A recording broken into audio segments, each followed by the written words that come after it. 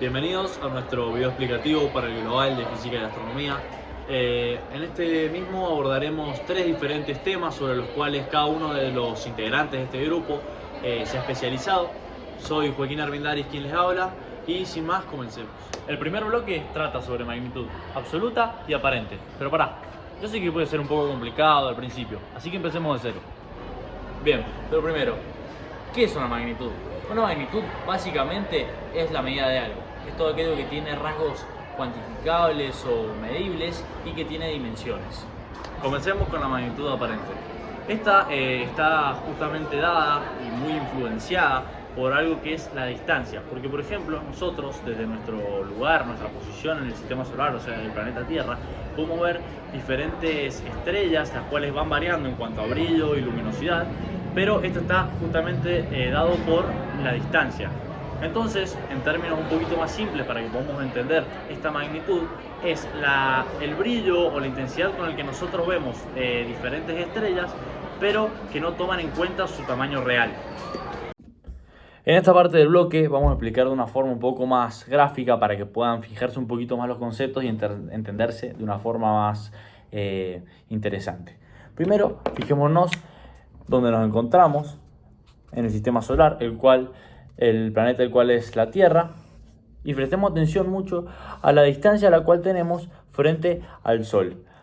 Por condiciones del Sol y por la distancia que hay entre la Tierra y el Sol, decimos que es la estrella más brillante y que en magnitud aparente es más grande desde este punto de vista. Pero si nosotros nos centramos, por ejemplo, en otro astro, el cual se encuentra mucho más lejano en cuanto a distancia del Sol, podremos ver que este valor, el cual mide la luminosidad del Sol aparente desde este punto de vista, bajará un montón. Pero esto, al ser una escala invertida, significará que subirá. Por lo tanto, será un número mayor a 26,74 e irá subiendo según se irá alejando a lo que es donde nos encontramos. No está de más decir que este sistema de magnitudes se maneja con una escala invertida. Por lo tanto, mientras más negativo sea el valor, más será la intensidad y la luminosidad o el brillo de este mismo. Por lo tanto, como vimos en el ejemplo anterior, el Sol, al tener una magnitud aparente de menos 26,74, es en esta escala la que mayor luminosidad tiene desde el punto de vista de nosotros, o sea, de la Tierra. En esta segunda parte del bloque podemos destacar la magnitud absoluta que puede tener una estrella. ¿Y qué es lo que mide? Bueno, bien, lo mismo, brillo e intensidad de una estrella, pero no tiene en cuenta la distancia. Por lo tanto, por definición podemos decir que es el brillo que tendría una estrella con una distancia estándar de 10 parsecs, o sea, sería 32,6 años luz de la Tierra. Por lo tanto, esto facilita un montón a los astrónomos para hacer comparativas entre diferentes estrellas y que se pueda tener un medio entre estas mismas. Pero entonces, ¿por qué hay dos tipos de magnitudes y para qué nos sirven entonces las dos? Bien, sabemos que la aparente, como ya vimos, depende de nuestra posición y que la absoluta es independiente de esta misma. Entonces, por ejemplo, si miramos un ejemplo, si nosotros viéramos a lo lejos una estrella la cual brilla poco, nosotros con la magnitud aparente podemos decir que está muy lejos. Pero entonces nosotros no podemos a partir de eso sacar la conclusión de que tiene poco brillo, porque nosotros, si lo viéramos desde la magnitud absoluta, puede ser que esté muy lejos, pero que el brillo de la misma sea bastante alto, pero al estar con una lejanía bastante grande a nuestra posición, no se vea de la forma que realmente es. En conclusión, pudimos en este bloque diferenciar la que son las diferentes magnitudes, como vimos, absoluta y aparente, y así entender un poquito más cómo nos manejamos en las formas de medida dentro de lo que es el cosmos.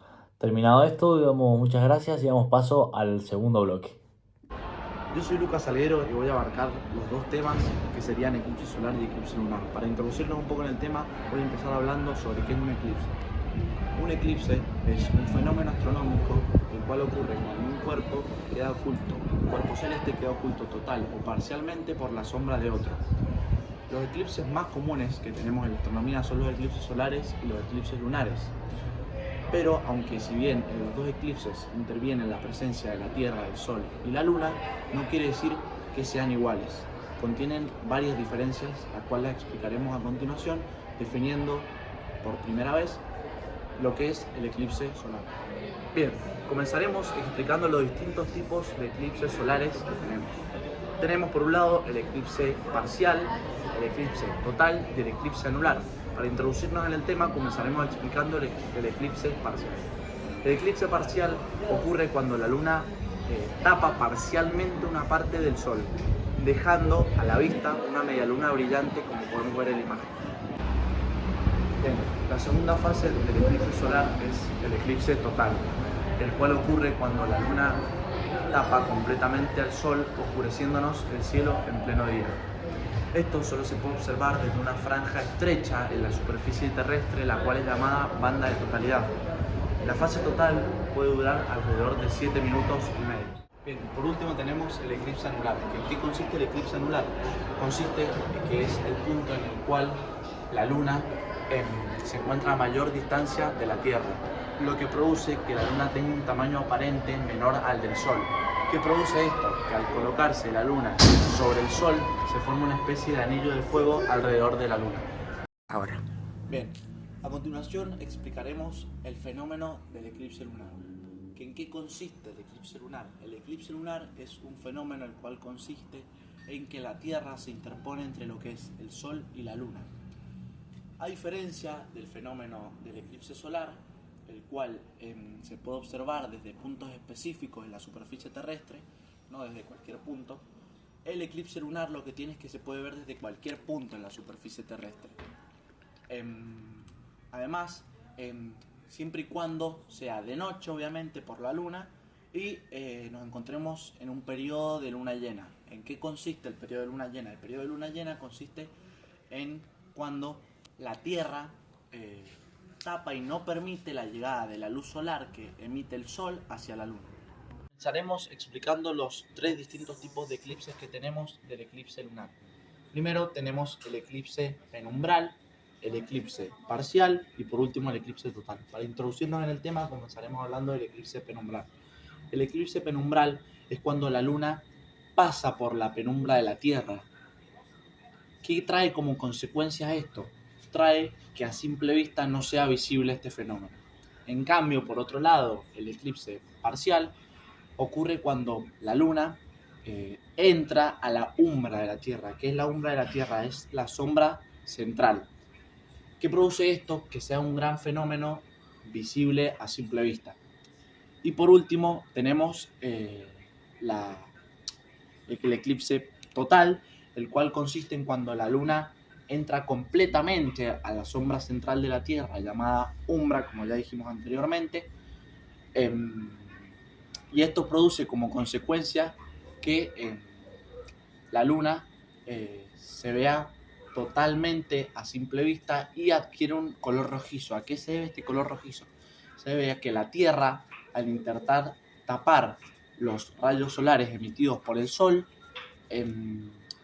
si bien no deja pasar rayos solares, sí deja pasar una especie de luces con un cierto aspecto rojizo que le dan el famoso color rojo que adapta a la luna y es la famosa llamada luna de sangre.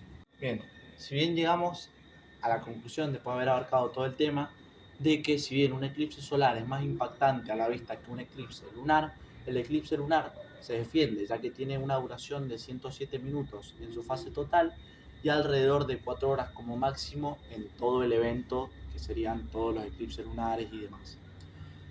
Pero no solo esto, como punto bajo del eclipse solar tenemos de que para presenciar este fenómeno necesitamos de diversas protecciones, ya que si no puede causar efectos severos en la salud de una persona, o sea, sobre todo en la visión. Y también no se puede observar en cualquier punto de la región.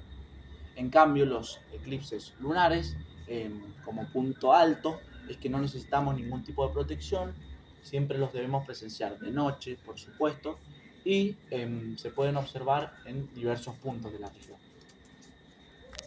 Las fases lunares se dividen en dos grandes periodos. Por un lado, el periodo creciente y por el otro lado, el periodo menguante. Creciente se refiere a un aumento progresivo de la luminosidad de la superficie de la luna desde que va de la luna nueva hasta la luna llena. Por otro lado, menguante se refiere a una disminución de la luminosidad en la superficie de la luna desde la luna llena hasta la luna nueva nuevamente. Ya que nos referimos previamente a los eclipses lunares, nos parece también interesante hablar de las fases de la luna, qué son y cómo se forman. Una fase lunar se refiere a esta porción iluminada o forma aparente que toma la luna vista desde la Tierra. La luna toma ciertas fases durante un ciclo, al cual nosotros llamamos mes lunar, que dura aproximadamente 29 días y medio, coincidiendo con el ciclo de traslación de la luna alrededor de la Tierra. La luna no emite su luz propia, sino que refleja la luz solar. Es por esto que las fases de la luna dependen exclusivamente de la posición relativa entre el Sol, la Tierra y la luna, que determina la cantidad de luz solar que es reflejada en la superficie de la luna y por lo tanto vista por nosotros en la Tierra. Para ejemplificar esto podemos observar cómo esta pelota que representa a la luna tiene una parte iluminada. Esta parte iluminada depende puramente de la posición relativa entre la pelota, que representa a la luna, el Sol y el observador, que representa a la Tierra. Este mes lunar comienza con la luna nueva, donde la luna está posicionada entre la Tierra y el Sol, y por lo tanto su cara iluminada es oculta y no visible desde nuestro planeta.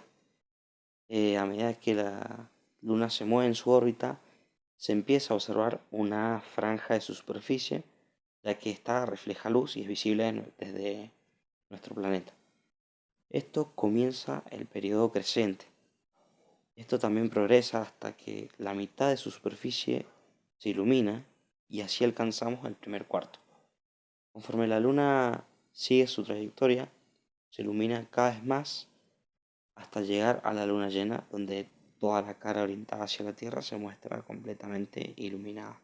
Después de la luna llena, inicia lo que conocemos como periodo menguante. La luz que vemos empieza a disminuir y llegamos a lo que se conoce como luna gibosa menguante. Es decir, cuando una parte aún está iluminada, pero ya empezamos a ver una porción de sombra. Luego la luna llega al último cuarto, cuando nuevamente se ilumina solamente la mitad de la cara visible, pero en sentido opuesto al primer cuarto. Por último, en el cuarto menguante solo queda un pequeño arco de luz hasta que la luna llega a la fase de luna nueva, reiniciando todo el ciclo. Además de estos ciclos de fases, la luna también presenta un fenómeno denominado libración, que nos permite observar hasta un 59% de su superficie lunar en lugar de este 50% que observaríamos si mantuviese una cara fija. Estas libraciones son pequeños movimientos de inclinación en la luna que son causados principalmente por factores de su órbita o su rotación y nos permiten ver un poquito más allá de sus bordes en ciertos momentos. Existen tres tipos de libraciones. La primera, la libración en longitud, se refiere a aquella que se explica mediante el movimiento elíptico de la Luna. Su órbita elíptica corresponde a un movimiento areolar uniforme, es decir, que mientras la Luna se aleja de un foco, que es la Tierra, tiende a moverse con mayor lentitud y cuando se acerca a la Tierra tiende a moverse con mayor rapidez. Esta diferencia entre su velocidad de traslación y su velocidad de rotación en tal momento hace que podamos ver más allá de su borde este u oeste en cierto momento. El segundo tipo de libración es la libración en latitud, que se explica por el eje de inclinación de la Luna de aproximadamente 6 grados con respecto a su traslación. En algunos momentos de su traslación podemos observar más allá de su polo norte y en algunos momentos podemos observar más allá de su polo sur. El tercer tipo de libración es la libración diurna y tiene que ver con el efecto de rotación de la Tierra.